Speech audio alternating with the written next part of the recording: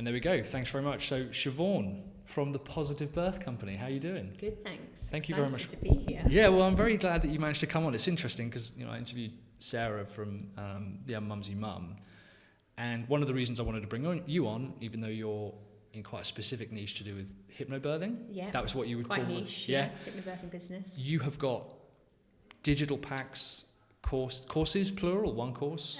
So a course, like an in-person course. Yeah. Digital course. Yes. Yeah.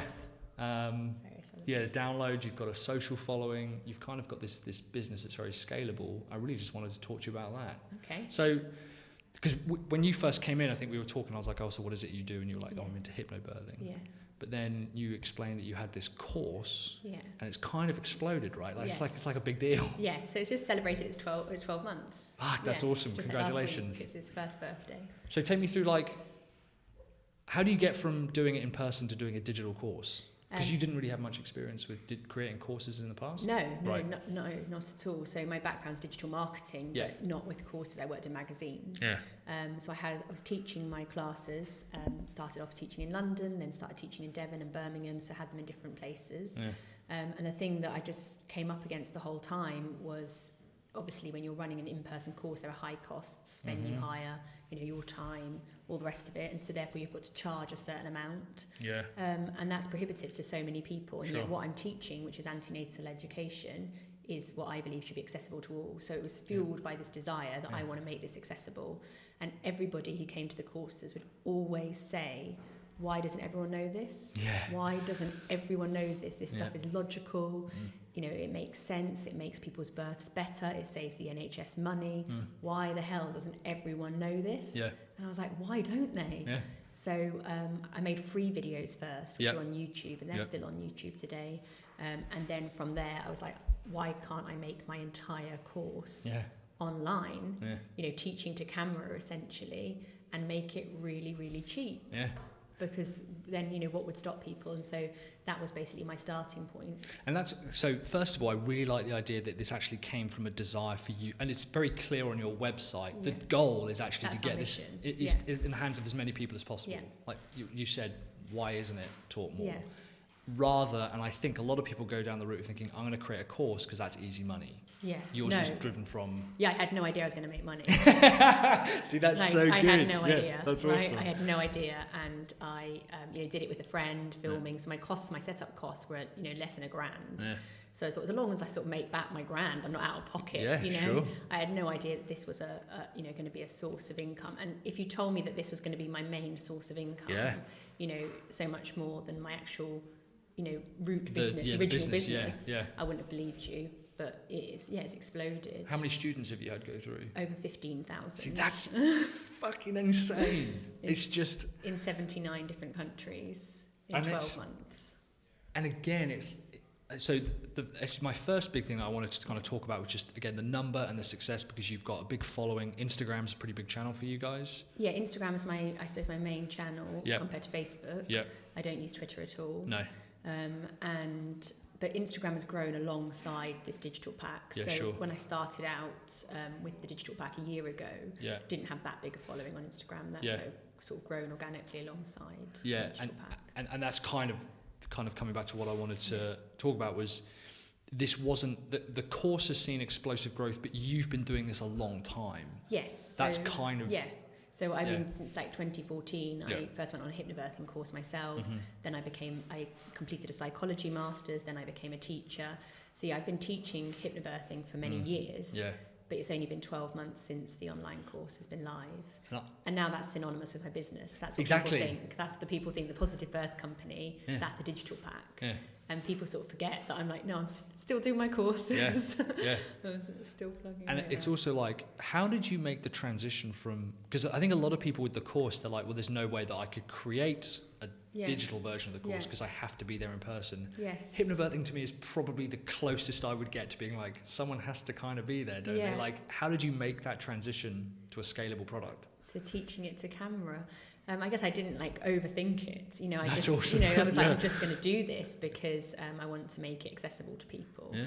And with hypnobirthing, I know the word puts people off, but it's evolved sort of from hypnotherapy, and it's a lot about understanding the mind and body connection, understanding how your body works. And I won't go into that too much because I'm sure it's not interesting to everybody. No, I guarantee it probably actually is a lot more interesting than the email. It's a lot about psychology. Yeah. Really, it's psychology. It's understanding, the hormones that you produce, which will make birth quicker and easier, and what you can do to facilitate that. So I'm just going to move this slightly closer. So it's quite scientific more than anything else. Yeah. But also historically, people have associated hypnobirthing with natural, drug-free births. Yeah. But the hypnobirthing that I teach is for all births. So I want to make it for all women and all births. So how can you get into the right mindset, whether you're having a water birth, a home birth, or a cesarean, or any type of birth? Because actually you can't plan for birth. There are variables that we can't control. So I don't want to set people up for one type of birth. I want them to be ready for any type of birth. And so therefore it's not bespoke in the sense that, I need to be able to teach it, I need to understand that woman and her circumstances, because actually I'm talking about all types of birth, which will be applicable for everybody, so it's more general, I suppose. Yeah.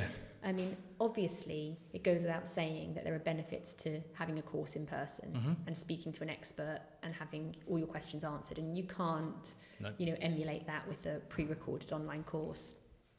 But equally, with a pre-recorded online course, you can rewatch videos, you can revisit, you can refresh, the flexibility of where you can watch. So I feel the benefits are there as well. Absolutely. And I think a big part of it as well is, as you mentioned, the goal is actually to get it as accessible as possible. Yeah. And I don't know if this is the case with you, but you might have found, and it's kind of, you do and you don't have repeat customers in a way, but if someone's taken the digital course, have you then found that they have wanted to work with you in person because of that? No. Okay, that's interesting. Because I say that it's not necessary. Okay. So it's not necessary. I don't try to upsell to go to a group course because I say that once you've completed the online course, it's not necessary to do the group course because you should have got all the information you need. Obviously, I'm not going to stop someone booking on if they want to spend the extra money, but I don't upsell in that way. That's interesting. And sometimes what I will do for people that attend the group course is I will give them the online course afterwards in case they want to refresh, revisit it. Perhaps they've done the course at 20 weeks pregnant, so at 36 weeks they want a little refresh, but not so much the other way around. You see, but again, that's interesting that ultimately it comes down to, again, like, you just want to help people have a positive birth. Yeah. Like, that's really. Yeah, I'm not trying to look to make money. That's not my main motivator. Yeah, see, that's fascinating because you only came in a couple of weeks ago and it turns out you have an app now. So the app. Right. I was like, as you do, sure, all right. Yeah. Take us through the app. Like, how did you come? Because it kind of is another string to that bow, right? Exactly. So it's not in place of anything. The app is specifically for use in labour. Yes, that's mad, right? So it's $2.99 on the App Store. So it's not in place of a course at all. It's not going to educate you, but it's a really useful tool. And the reason that came about is for a very long time, I've been aware that there are lots of apps called contraction timers. Right. And when you're in labour, you have contractions and people like to time how regularly they're coming because that indicates when you should go to the hospital or call a midwife or go to a birth centre. It also sort of keeps, if you're at home for many hours, you want to know how things are progressing. Yeah. So the old school way was with pen and paper and like a timer. Right, yeah. And obviously apps now, loads of them, and these contraction timers look horrific. They're red. There's like danger. Oh God. Counting down, stopwatch, like really stressful, Yeah. which is the opposite of what I teach. Yeah. So how can I teach about creating a relaxing environment and then recommend people download these apps? Yeah. It doesn't make sense. So I wanted to create a hypnobirthing friendly contraction timer. Yeah. So I call it a surge timer. Yep. There's no red on it at all. Red is not in the colourway. There's no numbers and stopwatch counting down. What's it called? Freya? It's called Freya. Why Freya? Freya is a Nordic goddess. Sure. Of fertility and love. Okay, cool. So there's some kind of connection there. But what she does, apart from that, she's not just a surge timer. She also helps women through their breathing. So every time they press the button to let her know that they're having a surge, she counts for them. Yeah. She helps them with their breathing, and then in between the surges, she plays guided meditation, affirmations, relaxing visualizations. Yep. So it's a virtual birth partner. Yeah. There's nothing else like it out there. And again, it's it sounds like such an obvious extension of what should be out there, especially for your products and your courses and stuff. evidently there wasn't, like, I know 100 million people who are constantly like, I've got a good idea for an app, I've got a good idea for a course. What was it, what's different about you that made you think, well, I'm just going to record it? And first of all, like you said, a lot of the stuff you put on YouTube, like you just went out there and did it. Yes. Like, why? Like, what was the... I don't know what's there to stop you. Awesome, great, Just do it. And the app idea has been a while because that's obviously a costly one. Sure. So I had to have some money to be able to build the app. Whereas the stuff on YouTube I could just do myself. You know, I didn't need to. I do everything. I just Google how to do that, how to build a website, how to do that, and I just do it. I didn't need investment. Whereas for the app, obviously I can't develop an app, so I needed to pay someone. So now that I was able to have the money to do it, I could finally actually had the funds to be able to do it. Otherwise, I wouldn't have been able to do it sooner. Yeah, of course, So that was a slight delay, but it's been an idea I've had for a long time. But I just, it should be out there. It should be out there in the world. And with technology as well, I think for women's services, it's behind because so much of tech is developed by men. Yeah, for dudes. You know, for men.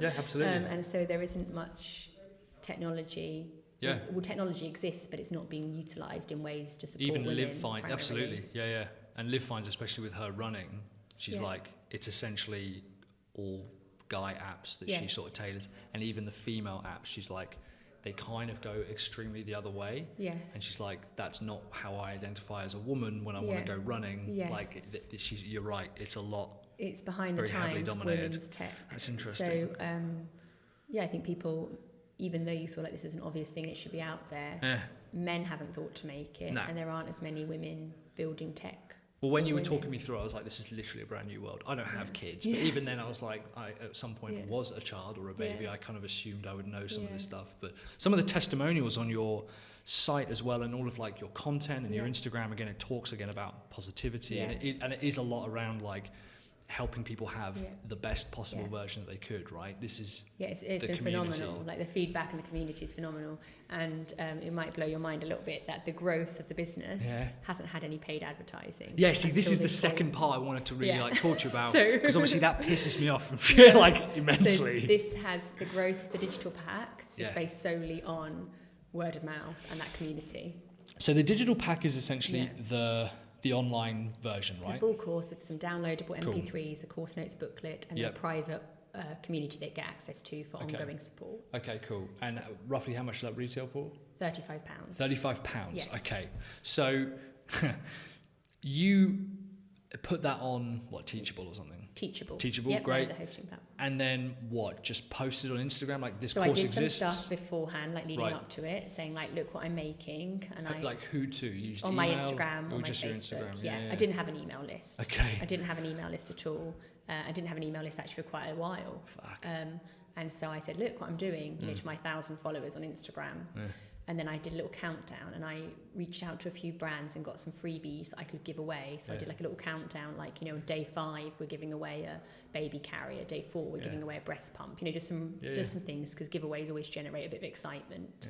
And then I just was like, here we are, launched. Like, this is the world's most affordable and accessible hypnobirthing program. Awesome. And obviously the night before it launched, I don't think I slept. No. And everybody's guessing, like friends and family, like, how many I'm going to get downloads. And so I was like, I believe 100. I believe 100. Cool.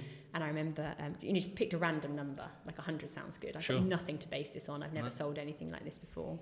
And I remember James, my partner, saying, but even if 30 people buy it, Siobhan, that's 30 people that have spent their money on your business and they've trusted you. Definitely.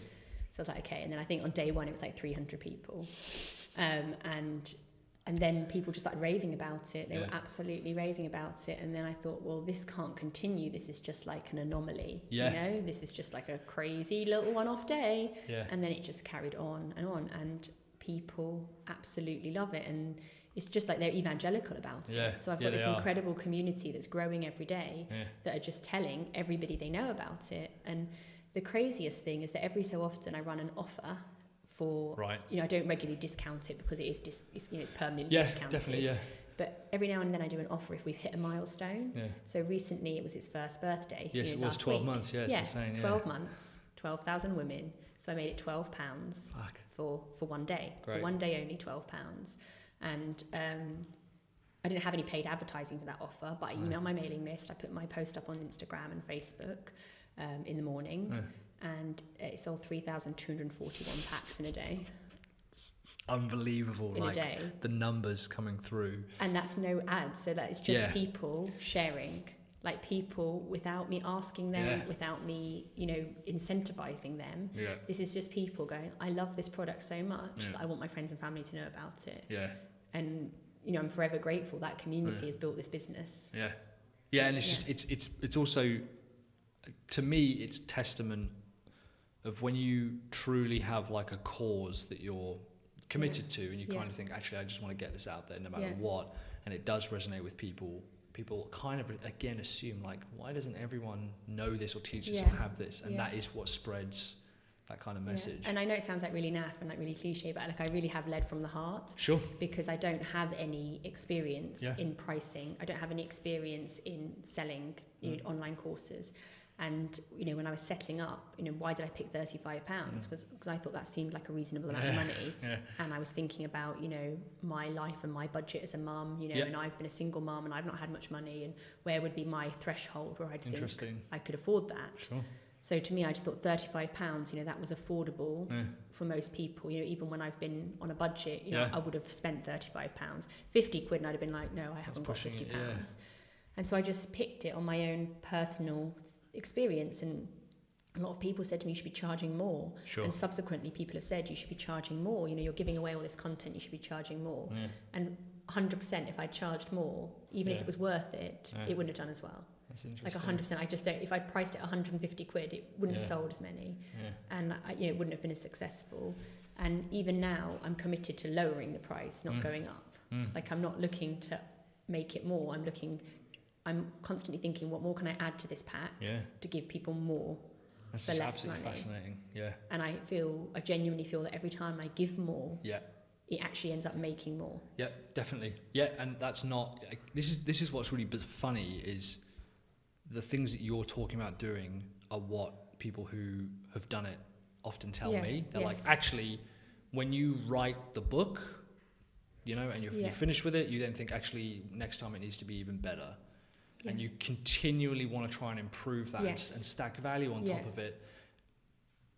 And it's interesting because the people who try, and I think try too hard and strive, they end up trying to find other ways of like trying to find shortcuts. When actually it is just give everything that you can. Give everything. And you obviously... And give for free. Right. Give free stuff. Because people watching those videos, like, I don't know how many people have watched the video. I think maybe like nearly 100,000 people have watched one of the videos. Yeah.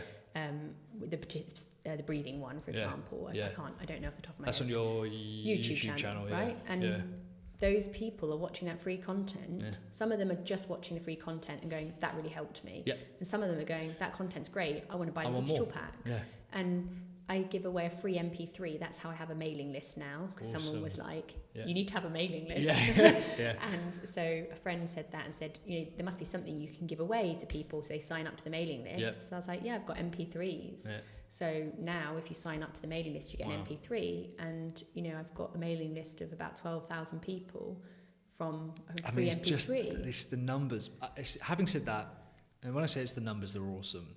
I keep having to remind myself, and anyone listening to this, you've been doing this a long time. Yes. There's almost exponential growth, right? The last 18 months have been the biggest amount of growth you've seen in the business. The last 12 months. Even the last 12 months. The digital pack launch. That's what's critical. I think a lot of people think, well, I'm going to start a business, create a course, and in 12 months' time, starting from nothing, you had a huge foundation beforehand. Yeah, so great point, because I see this a lot in part of communities that I'm in, because obviously also it's very niche. Like what I'm doing is really, really niche with pregnant women.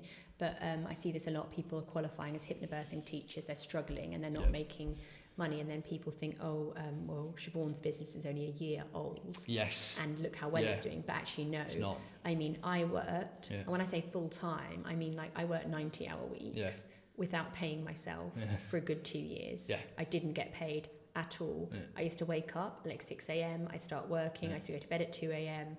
I like survived on about 4 hours sleep. Yeah. And I did that for 2 solid years. Yeah. And I didn't pay myself. No.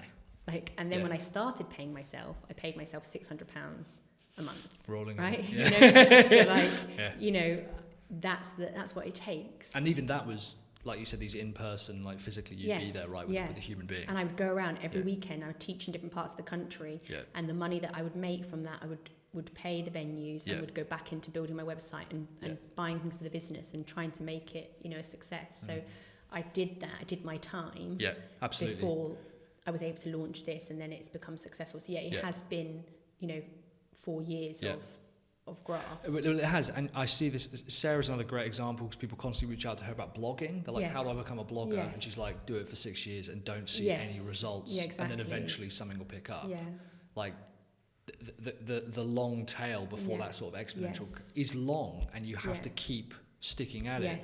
Was there any point where you're like, you realised that you were basically running on faith almost? You were like 100%, and like 100%. You just keep going because you believe in it. Sure.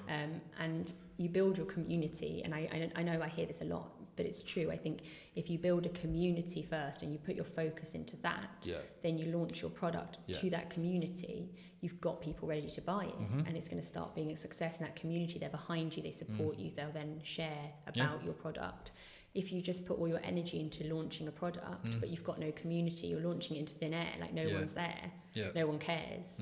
So I think, you know, that's what I was doing in those years. I was teaching, and I was building my community, and I was putting stuff out on social media, even though I didn't have many followers, you know, and I was writing blog posts. I was writing blog posts for other people, and I was doing stuff for other people for free just to try and, you know, collaborate in some way, growing, building, growing. So by the time I launched the digital pack, I had these people that were behind me that were like, you know, want to support you. And I think that's when, you know, you'll get lift. Yeah, and I think, frankly, a lot of people give up too quickly. Like, the courses are really good to scale your business, right? You even said, like, 79 countries? 79 countries. That would almost, you could argue, would be impossible for you to do the same numbers of people across the same number of countries if you in person. Oh, yeah, no. Right? Right? Yeah, not possible. So for you to create the course, and then you go, oh, well, there's been huge financial success and growth from that. I think a lot of people go, oh, there's been financial success from growth from the course, therefore the course is what I should do. Yes. But it is the long, hard graft of doing it free and doing it for no money for a long time before something else catches fire. And it has to make, and that involves sacrifice. Absolutely, definitely. And sacrifice with no guaranteed return, which is hard. You know, so like for me, I was living in my dad's house. So we left London, we moved out of London, gave up our home. Yeah, so let's talk about that. So like, how this came to be. Yeah, why are we having this conversation now? How did you get here? So we left London where we were renting, but, you know, James had a full-time job and I was working on my business, but not to the same extent. Moved down to Devon, we're living in my dad's house. He didn't have a job, so at least he was with the children. Sure. And then that enabled me, and I just worked so hard. But we had no money at all because he wasn't working. I had minimal money coming into the business, most of which was going back into the business. Of course. So, and we were living at my dad's house, which was a blessing. So we didn't have huge outgoings. But we were like, you know, on a budget for, you know, a long amount of time. And at any point, I guess I could have thrown in the towel and gone, you know, I'm just going to go get an office job. Definitely. Because then I get this pay packet. But I really believed in what I was doing. And I really wanted to make a difference. And I felt like I just felt it in my heart that this would work. You almost feel guilty, like, if I give up, I'm letting the audience down. And just I felt like I had it within me to be able to do that. And it's worth noting you obviously do have kids. 3. Right. And that's another big point. The juggle. No wonder you didn't have any money. Like, that's another, I think, frankly, excuse, for lack of a better term, people give. They're like, oh, I've got a family. Or I've got this and I've got that. I'm like, you're never going to do it and it's going to be easy. It's really hard, and a family can be both a pro and a con, because the con is children are time consuming and they're costly. And also the con is that when you throw yourself into work, you have to be prepared to sacrifice the time. And that weighs heavy on me. You know, I sacrificed the time I could have spent with my little children working, and I've missed that time and I won't get that back, and that's something I've got to live with. And, you know, that does weigh heavy, and that's the cost. But the benefit is that my children are the ones that got me into hypno-birthing. You know, they're the inspiration for my business. The experience of giving birth to them is something I want every woman to have.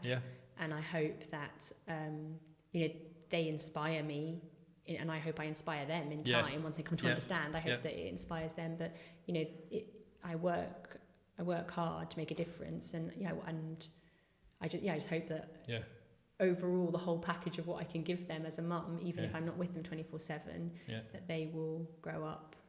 Well, it's interesting. Not hating me. Well, no. Not hating me. See, that's really interesting to me, because I know categorically that my work ethic, I distinctly remember seeing my mum work. Relatively similar situation. She actually taught people how to do typewriting. Okay. That's how fucking long ago it was. Dinner, great, and then working under the stairs, doing all the stuff, and then put us to bed, and she would continue to work and stuff like this. And I think something I heard was your kids would genuinely rather have half an hour of good time with you than like spend every hour with you. And obviously it's still difficult balancing that. It is. But I don't think that that's like detrimental to them. Yes. So but that's it's like you're constantly questioning yourself as a parent. Sure. Like my mum was a stay-at-home mum, and so every day there was like a decent breakfast on the table. Like there was decent dinner when I came home from school. She was there when I came home from school. Like a lot of the time I'm not there for my eldest when he gets home. He's 12. He gets home and I'll get back a bit afterwards. There's definitely not dinner on the table for him when he walks through the door. There's not dinner on the table for James when he walks through the door. I reckon he'll survive. There's not dinner for anyone. No one's getting no dinner in this house. But that's also like again indicative of just how strongly you believe in this cause. And it is, the reality is that something's got to give for you to think, I want to get this into the hands of as many people as possible, because I believe that it makes people's lives better. That to me is incredibly admirable, to want to keep pushing that and pursuing it. And I think that that Oshin, for example, the 12-year-old, he understands what I'm doing. He understands my work, and he's proud of it. You know, and he tells people at school. And he told me they're having like a little careers fair at his school, and will I come in to talk? That's cool. Because he said that I'm what did he say? An ultrapreneur. Ultrapreneur. That's fucking awesome. He didn't. I've never heard of ultrapreneur. He got the word wrong, but he's like, no, he didn't. Because you're an ultrapreneur, and I was like, that's genius. Why has no one ever tagged that ultrapreneur? That's fucking awesome. So that's quite funny, but so hopefully he understands what I'm doing and why there's not dinner on the table. And but that's also, I'm very lucky. My partner, she doesn't mind when I work till like crazy o'clock in the morning or get up at crazy o'clock in the morning. It's not really that kind of relationship. But I do know of people who say my partner just frankly isn't as supportive of this, and it's tough, and it is tough. Yes. We've talked about relationships, just the kids, but the relationship, keeping a relationship going when you're working. The partner, the spouse or whatever, that is tough. Yes. And sometimes you have to be like, I really want to do this stuff with you. One, I can't, I don't have the time. Two, I don't have the money at the moment, or whatever that might be. How did that work? Yeah, I'm still going through that, so I don't know how it's going to pan out in the end, but it is hard. It's hard because obviously your relationship does suffer because you're choosing to spend your time on a laptop, on Teachable, and replying to strangers than you are to spend time with your partner, and that's going to hurt. But James, he believes in the business. That's a big part of it, sure. Yeah, he really believes in it. Yeah. And so I think for as much as he feels, and obviously he has had to take on the lion's share of the children as well, because I'm working in the business.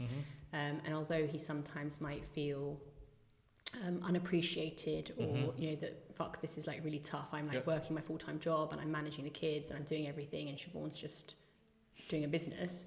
Ultimately he is proud of the business and he knows it's making a difference in the world, and I think he feels that's a good thing, so much so that actually he is coming to join the business. That's fucking awesome. So this is either going to make or break us. I am not sure, but the scale of the work is so much, it's more than I can do. That's baller. And he's working a full-time job elsewhere, so he is leaving that to join the business. It's not unusual. My auntie set up a series of like a chain of mobility stores, living stores, and my uncle was like, I'm not fucking doing my job anymore. I'm gonna go work for my wife. Like, and they have this amazing dynamic and stuff, and they've run businesses before. To be able to have that as a genuine family business, I think it's this amazing thing to give to the world and to give to your family, and kind of shift the boundaries of what a lifestyle is, right? Yes, and I mean, my actual dream for this, and I mean, I'm speaking from such an early stage in that he hasn't even started yet. So I mean, if you interviewed me in a year's time, I might be like, we're breaking up, and it's all gone to shit, and it was the worst thing we ever did. But I mean, we're at the beginning now.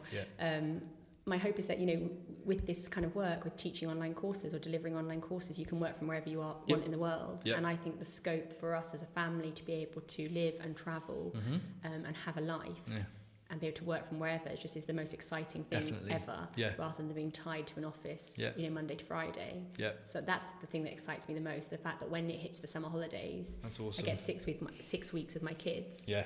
If I work in an office, you get like maybe 1 week that you can take, or maybe 2. Mm-hmm.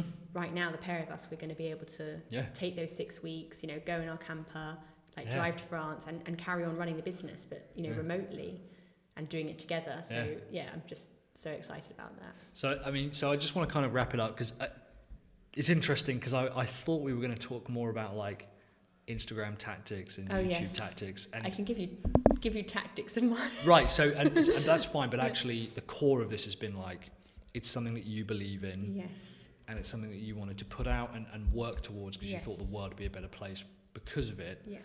Which is something I'm constantly trying to explain to people, but it's actually very hard to find people who are like, actually, no, I'd be willing to sacrifice A, B, and C for this cause. Yes.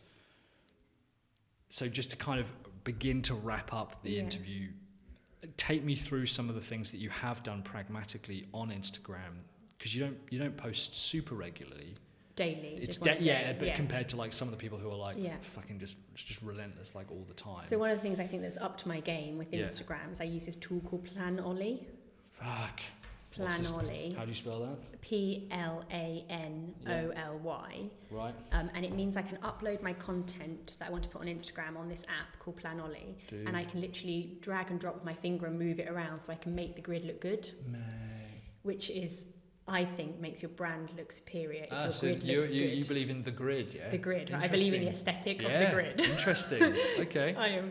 I'm converted. Cool. So all right. I plan, and also it allows me to plan my content. So I share a mix of birth stories that have come from people. I share of those birth stories. It's not just one type. So it's going to be home births, water births, VBACs, cesareans. I share and celebrate all types of stories. It's an eye-opener to a 30-year-old man who doesn't have children, I'll tell you that for free.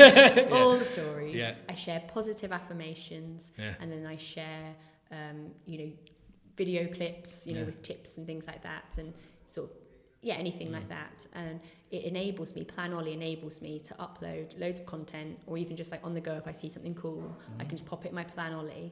And then when I'm ready to schedule it, I can move it all around so that not only does the aesthetic of the grid look good, but also that I don't have 2 birth stories back to back. I've got a nice mix of content. It's all makes sense, man. Arranged, and then from there I can schedule it to go up at a time that it will be, it's a good time for me. So I normally go morning, once a day in the morning. Yeah.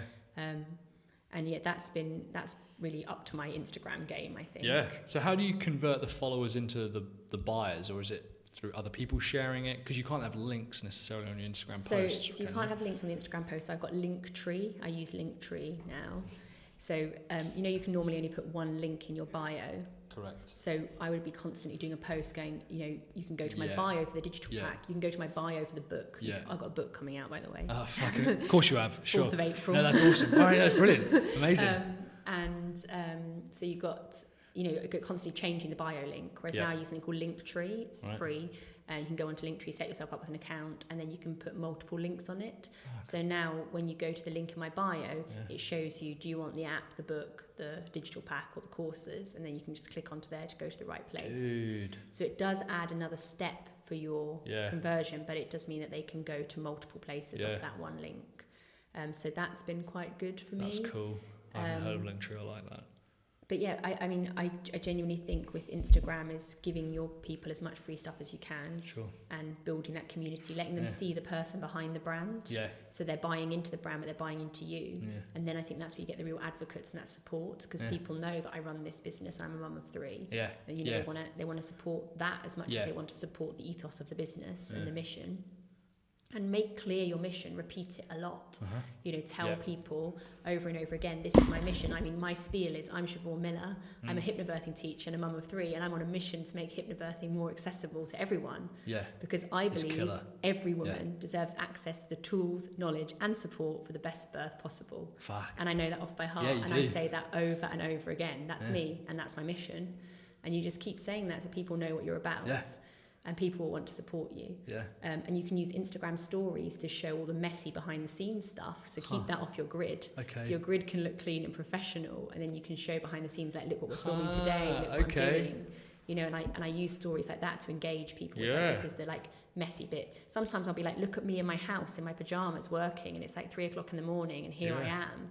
Yeah, so they know what it looks like behind the scenes. Yeah. Don't have to keep up, I think, with false pretenses that you're this professional business. Yeah. You know, you are professional, but look how hard I'm working behind the scenes, and people will be like, oh, I really feel you. Like, you know, I work really hard, and I get that. Yeah, man, that's really, I mean, that part by itself is really interesting. The definition between the stories and your posts. I'm gonna have to look up Plan Ollie and mess around with our. Sorry if I haven't given enough tips on. No. That's not. It was. I wanted to. This is the thing. Like, and it's fine with other podcasts, and I'm interviewed on podcasts, right? But it's so often I'll talk to someone who's like a blog expert or a content expert, and I'm like, okay, well, what kind of stuff have you actually done? They're like, oh no, we just kind of consult. Yes. I'm like, I'm fucking bored of this now. Yeah. I want to meet people who have done this. And like you said, you were like, actually, I kind of didn't really know full scale what I was going to do. I just needed to get it out there.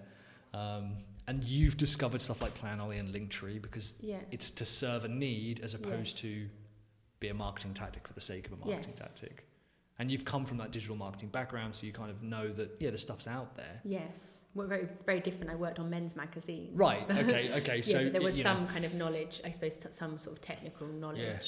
That's awesome, man. Siobhan, thank you so much for coming on. I really appreciate it. Thank you for having me. And also thank you for the brownies as well. That's more guests should do that. That's awesome. How can people get in contact with you, find out more, reach you and stuff like this? Yeah, great. So the website is thepositivebirthcompany.co.uk. Cool. On Instagram and Facebook and YouTube, The Positive Birth Company. Yep. The app is called Freya, and it's on the App Store, and the book is on Amazon. It's out on the 4th of April. Very cool. And it's called Hypno-birthing, Practical Ways to Make Your Birth Better. Fucking awesome, man. Great work. Thank you very much. Thank you for having me. Cheers.